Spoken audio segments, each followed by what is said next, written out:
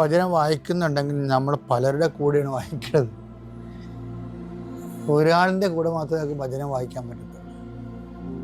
അത് എഴുതിയ ആളിൻ്റെ കൂടെ മാത്രമേ വായിക്കാൻ പറ്റത്തുള്ളൂ. കാര്യം എഴുതിയ ആൾ ആ വായിച്ചുകൊണ്ടിരിക്കുന്ന സമയത്ത് തന്നെ ആ ഓൺ ടൈമിൽ ഓൺലൈനിലാണ് നമുക്കത് തർജ്ജമ ചെയ്തു തരുന്നത്. എന്താണ് അത് എഴുതുമ്പോൾ ദൈവം ഉദ്ദേശിക്കുന്നത് പരിശുദ്ധാത്മ പറയും.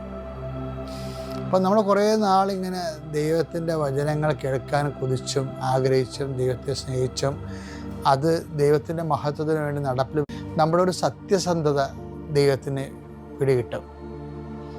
അങ്ങനെ ഒരു സത്യസന്ധത പിടികിട്ടിക്കഴിഞ്ഞാൽ ആണ് നമുക്ക് പരിശുദ്ധാത്മാവിൻ്റെ സഹായത്തിൽ വായിക്കാൻ പറ്റുന്നത്. ഇപ്പം നമുക്ക് ഇപ്പം ഈ മെൻ്റലി ചാലഞ്ച്ഡ് ഫിസിക്കലി ഹാൻഡിക്യാപ്ഡ് ആയിട്ടുള്ള കുട്ടികളില്ലേ, അവർക്കൊരു സ്ക്രൈബ് ഉണ്ടാവും. ഗവൺമെൻറ് അനുവദിച്ചു കൊടുക്കുന്നതാണ്.